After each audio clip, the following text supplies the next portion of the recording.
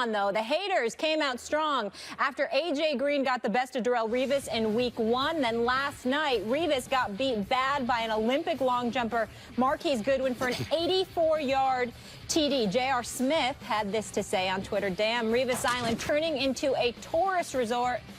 Just saying. Stephen A., you were still hanging in with Revis after Week 1, saying that he's not done. After last night's performance, seeing him get embarrassed in that drive, did that change your mind? No, it does not. I will acknowledge that it did give me cause to pause, in all seriousness. I mean, we're sitting up here, we're debating, and that's what we're going to do based on our points of views. But in all seriousness about Darrelle Revis, it did give me cause to pause. When I saw him get burned like that, I saw a guy that's lost confidence. I saw a guy that's shaking his head. I saw a guy that looks like Father Time has creeped up on him. I saw all of those things.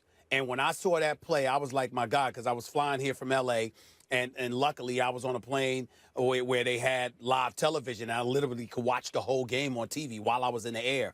And I got to tell you, I was stunned. It's one thing for A.J. Green to light you up. It's another thing for Marquise Goodwin to do it. I mean, come on now. I'm not saying he can't play, and we all know that he's a speedster. But, I mean, he blew right by Darrelle Revis and literally made Darrelle Revis look old. But if you take away that one reception for 84 yards, you got to ask yourself, what did Marquise Goodwin do the rest of the game? And it was pretty close to nothing. And so I think when you look at it from that perspective, you got to take into account the resume of Darrelle Revis. The fact that it wasn't just his strength, his skill, his athleticism, his youth that he relied upon. Primarily, it's his brain.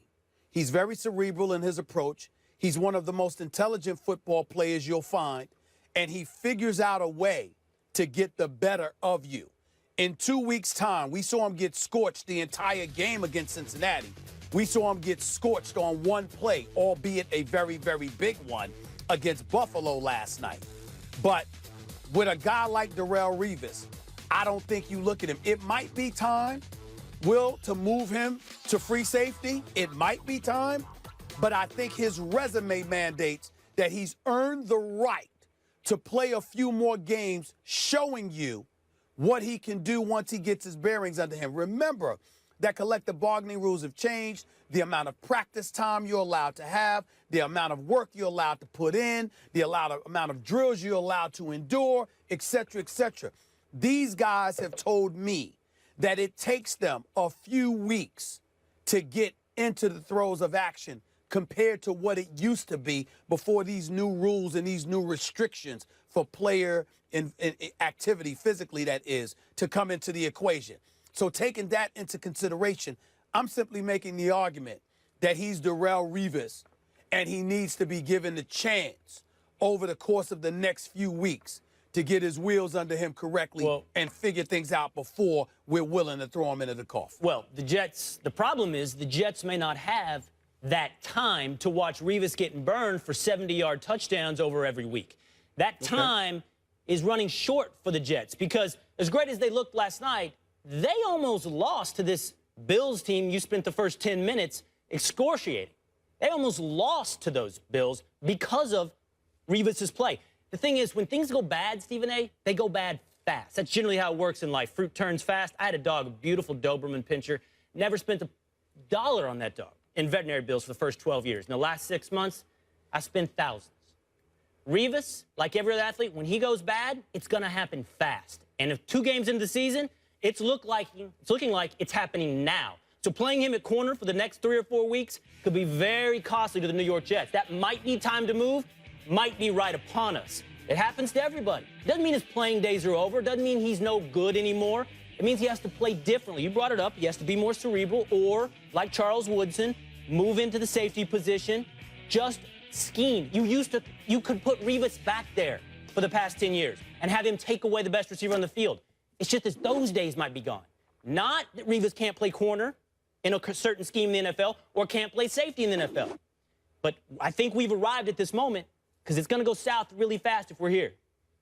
Well, first of all, I'm sure the world appreciates your relationship with your doggy. I myself find myself Yeah, what's his name? very touched. Leon. I'm sorry very about touched Leon. by that. Named after Leon Lett.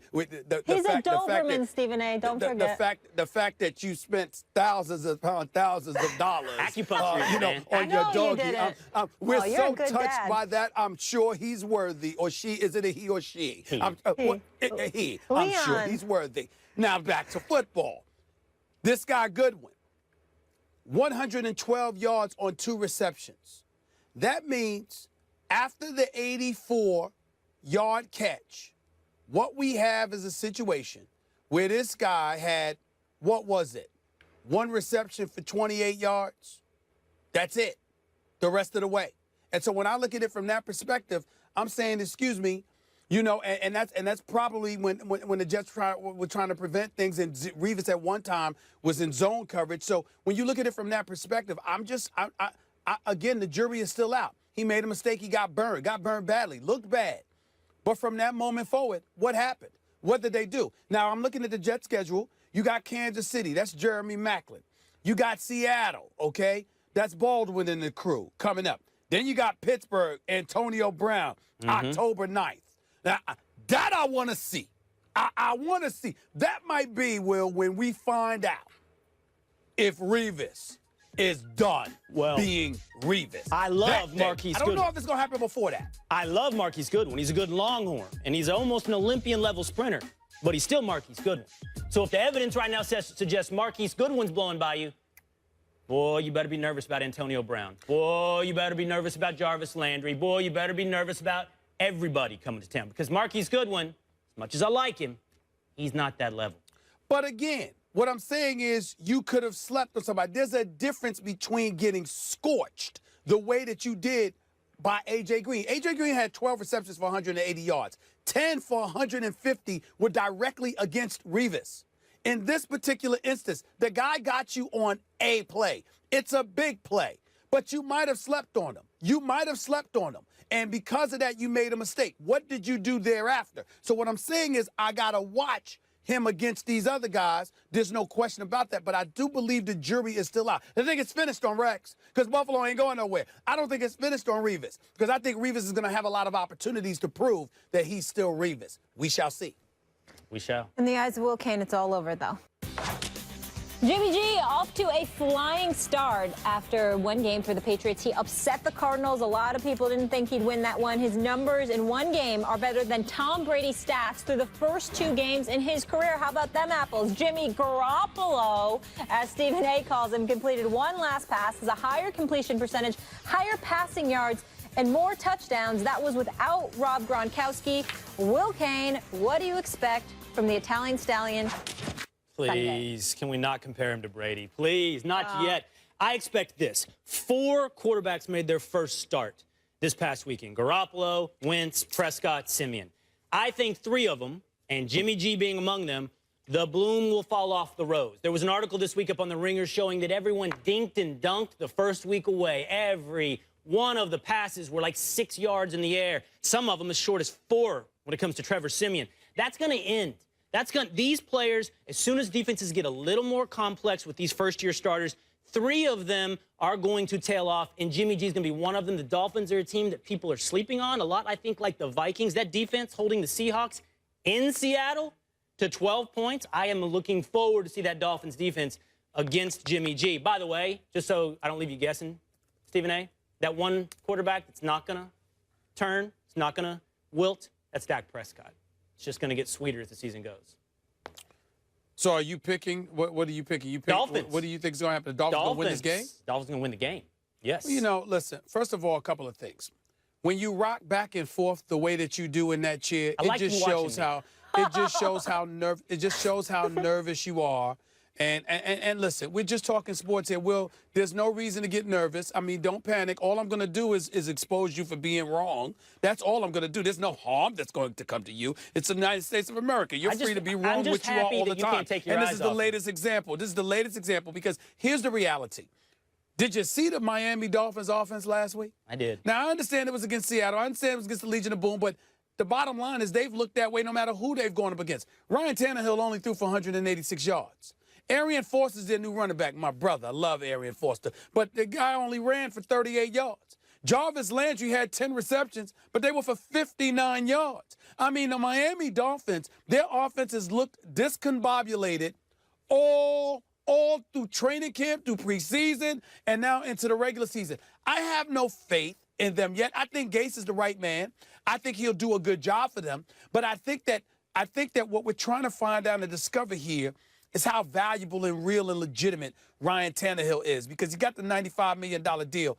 Let's face reality, the people in South Beach don't believe in him. He looks the part, you know, handsome man, good-looking wife, seems like a family-oriented dude, really decent dude, looks like South Beach, got the nice tan, kind of tan Will Kane would have if he wasn't in Bristol all the damn time, if he was down in South Beach. But that adds absolutely, just like it has no substance to your argument, it adds no substance to his game. So in the end, what it comes down to, Will Kane, is that Ryan Tannehill and that Miami Dolphins offense is not going to be good enough. You look at Jimmy Garoppolo, not Jimmy G, Jimmy Garoppolo.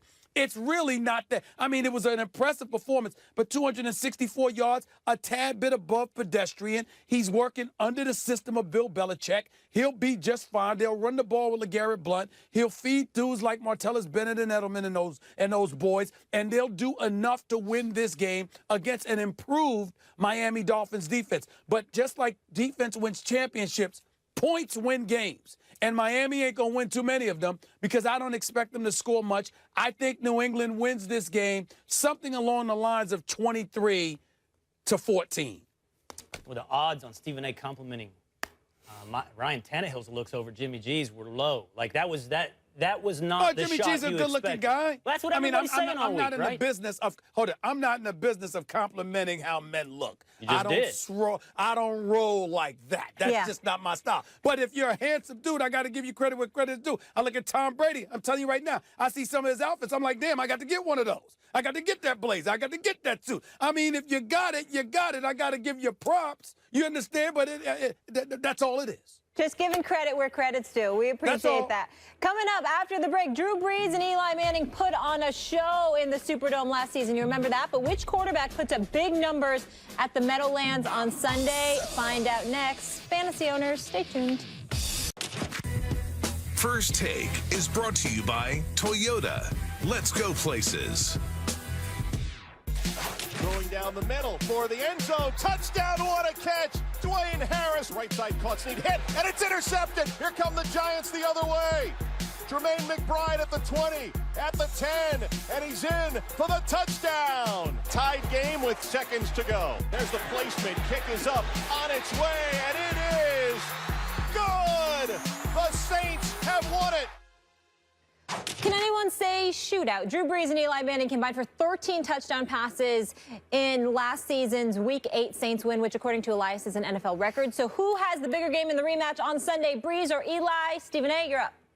Oh, please. I mean, I think Brees will have the bigger game in terms of numbers, but it's not going to make any difference. The Saints are definitely going to lose this game. It's horrific. It's pathetic. It's awful as their defense has been over the last couple of years. Thanks again to Rob Ryan. Look at this. One game into the season, they're already the 29th ranked defense. That's third worst in the NFL. They're second to last in yards allowed, giving up 486. They're 26th against the pass and dead last against the run. This is the Saints. Please, Giants win this game, but Brees is going to get his Thank you for making my argument for me. That's why Eli's going to have the bigger day. This is how rational I am. There's nothing in me as the Cowboy fan that wants to give anything to Eli. He has to take it. By the way, Brees, good Austin, Texas guy. I want to give it to him. But the answer is Eli is going to have the bigger day. And here's why. This is embarrassing for the Saints. P.J. Williams will be in his second start ever. The other cornerbacks are two undrafted rookies. I don't even know their names. Two undrafted rookies. That, on top of having the worst defense you just pointed out, Eli is going to eat this up. Now he's got three receivers, Odell, Sterling, Sharp. This is going to be a bloodbath. It was 1,000 yards last year. 1,000 yards combined last year. This is going to be Eli with the bigger day. What I would like to say to you is I'm very, very proud of you, Will, because not only did you come on the show and make a good contribution today, but you're not shy about being taught and being given lessons. I mean, you admitted to the public and just sitting up there and talking about how you didn't know about the corners, you didn't even know their names. These are the reasons why I'm here for you. Can you name them? I'm proud of you. Well, who cares? Who cares? That's Let the me say answer. something about Who this. cares? The normal, very capable, very good host sitting here, Max Kellerman, has said several times, the great thing about debate is I'm right or I learned something. Most of the time That's I was right. right today. I'm glad you got to learn something. You're brilliant because you know you're not. I'm proud of you. You guys are Way to so go. profound, just dropping knowledge on a Friday. Have a good weekend. See you Monday.